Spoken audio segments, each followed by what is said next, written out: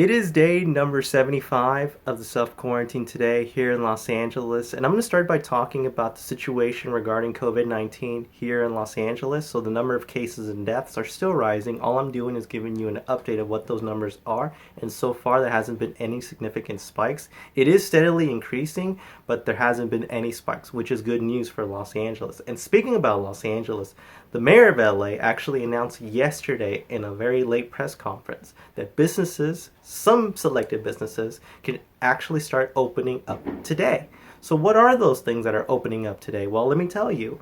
The first thing is in-store shopping. For the first time in a long time, now public can go in stores and start shopping things like clothing and other goods as well. Also that is open today is flea markets, swap meets, and drive-through theaters. As long as all of those businesses follow the COVID-19 Los Angeles protocols. As long as they do that, they're good to go. Unfortunately, some of the things that aren't open that are LA business is hair salons, barbershops, and nail salons as well. So unfortunately, they still have to wait. And something else that was announced that is open today is house of worships. So religious services can start happening today and can start happening as long as they follow the protocols, the COVID-19 protocols. So that could be churches, synagogues, mosques, you name it. Any religious building, they can start their religious services as long as they follow the protocols. In addition, there's actually some heartbreaking news that was announced earlier today from the Johns Hopkins University. If you remember, that university started this map of looking at all the coronavirus cases and deaths all around the world when this pandemic started. And they announced, unfortunately, that the United States has surpassed over 100,000 deaths during the coronavirus pandemic.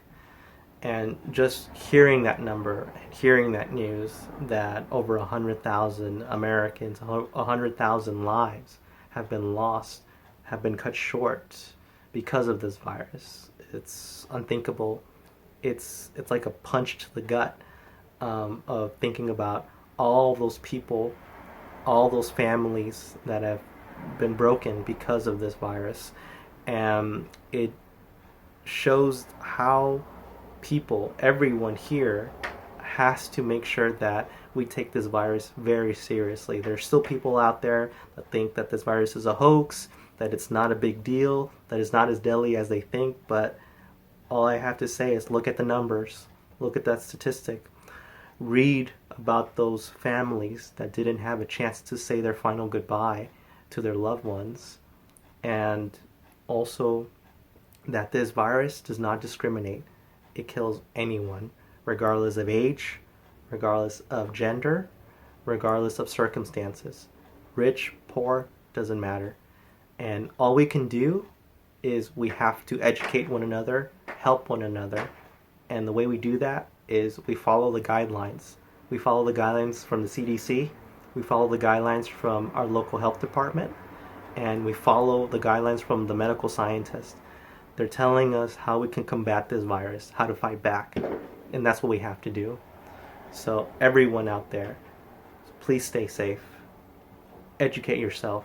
If you need any more help on what to do, how to combat this virus, there's plenty of help online. Go to your local CDC website. Go to your local health department website. They have all the information.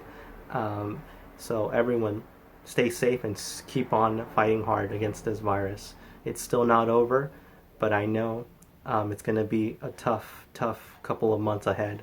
But I know if we educate ourselves, if we have each other's backs, I know we can fight back and prevent more losses from happening. Now I'm going to move away from a depressing story to a heartwarming story. Specifically, my personal story that happened today. And I'm actually going to also include my experience going to an animal hospital during a pandemic. So this is how it went. I actually had an appointment for Simba, my cat, to go to the vet today. I did that. My wife actually did the appointment last week. It was time for him to have his rabies shot and do some blood work on him. So when we took him to the ride to the animal hospital, Simba did not like it. He was crying, he was meowing all through the car ride. Once we arrived to the animal hospital, we noticed something. There was a big sign saying, "Stay in your car, call this number, and we're gonna pick you up, pick your pet up to do his appointment or exam or whatever you're there for." So when arriving to our destination, we noticed that all the parking spaces had numbers on it. So it said that when you call the animal hospital, you also include the number of your parking slot, so they know where to go and what information they'll have of your pet. So when we're waiting, Simba was still crying a little bit, so I was petting him, making sure that to reassure him that he was okay and that nothing bad was going to happen. It was something that he needed to do, and he was okay. So the nurse arrived, and she had a mask on, she had gloves, and she took Simba. And immediately, after 1 minute, the vet doctor told us, "You know, Simba is a little bit feisty. I think we have to sedate him in order to do all these exams." And we said, "All right, do what you need to do. Simba's like that."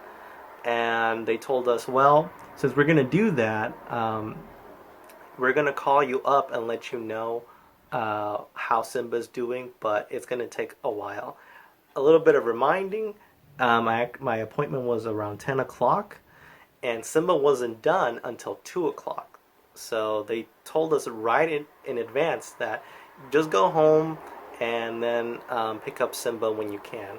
And I said, all right, no problem. So we went back home, and then 3 hours later they called us saying if we were in that same parking slot, and we said no because they told us it was going to take long. So they said, no, that's fine. So we went back, we drove back, and we actually had that same slot, number 19, available. So that was actually bonus points on us. So once we called them, Simba was right out. He was a little drowsy, but he wasn't meowing at all. He was actually just scared.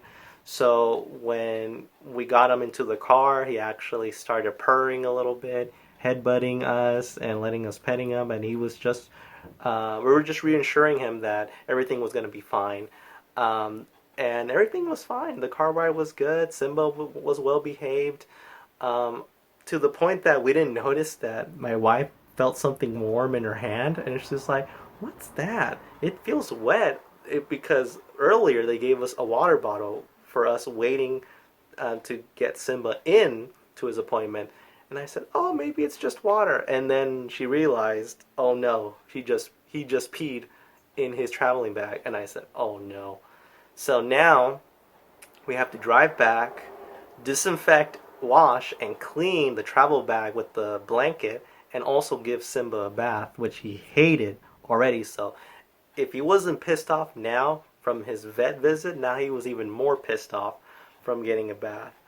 But now he's actually calming down a little bit. He was very feisty. He was very just growling a lot. But again, he just needs his space. They told us that cats are typical like that. They hate going to animal hospital appointments. They're a totally different cat than what they are at home. So I'm happy that Simba looks good. He looks healthy. But I think it's going to take a while for him. Probably until tomorrow to feel better. So I'll give you an update on that on the next video. So there's actually some breaking news that was occurring while I was filming this daily video. I was putting all my equipment away, calling it a night, and immediately when I turned on the TV to see any local news, I saw that there was a protest that was occurring in Los Angeles while I was doing my video, and it was early, late afternoon I should say, all the way up till the nighttime. Probably around 10 or 11 o'clock when it was finally done. But it's still fresh, so I thought to myself, this was just too important not to share, not to report. So I immediately started putting my equipment together, and I'm doing this video. It's already around 11 o'clock, it's late, so I'm going to do my best to summarize what happened in today's Los Angeles protest to the best of my ability, And if I left anything out, I apologize, and I will follow up on tomorrow's daily journal. So this is what happened from what I'm seeing. So it says that I'm looking at updated information from different news channels that report news, and it says this, that hundreds of people marched throughout downtown Los Angeles in a Black Lives Matter protest over the death of George Floyd, an African American in Minnesota. The march resulted in a violent confrontation with police, including the smashing of a CHP cruiser windows and shutting down the 101 freeway near downtown. An estimated 500 to 1,000 participated in the event, starting near City Hall, then marched through downtown. It says that the march was a reaction because of the death of the African American George Floyd. A video showing an officer placing his knee of Floyd's neck while he was being handcuffed to the ground. And everywhere there were signs, justice for Floyd, justice for George. It just goes on and talking about how people were so outraged by what happened, and that the police officers that were involved in that incident weren't pressed charges. They actually just got fired from their job, and people think that that wasn't enough. They needed to have real justice, that those police officers who were involved in the arrest and the murder of George Floyd should get a maximum sentence of life in prison, and that they should be charged for murder, and that discharge or fired is not enough. But it says here from the police report that it was a peaceful protest, that it wasn't that bad, just that incident in the 101 freeway that was very dangerous, but it wasn't too bad. There was no arrests that were made as of now. It says most part the protest was peaceful, and they said that at the start of the protest, the crowds were packed lightly together, and a few people observing physical distancing.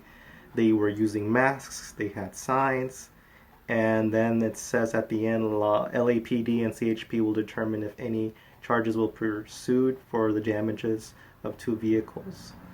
So that is what happened today, all because of what happened in Minneapolis, this African American George Floyd that was killed in cold blood by police officers. And that's just another gruesome chapter of what is going on in the United States. It's nothing new. We've seen it many, many times, where in different areas around the United States, some police officers just use excessive force, and they specifically target African Americans, and they're the ones that are being killed most often when being stopped by police, and that's why there's like a big mistrust between law enforcement and the African American community. Also, there's another protest that has occurred in Minneapolis, which is much worse than what's going on in Los Angeles. There's a lot of fires being broken out, looting, tear gas to a crowd. It's a bigger mess of what's happening here. But so far, it was a little shaky, but it was most likely a peaceful protest of what I'm seeing. So that's what's happened earlier today during the breaking news while I was doing my video of the protest in Los Angeles. And we'll see if I have any more new information about that on tomorrow's diary.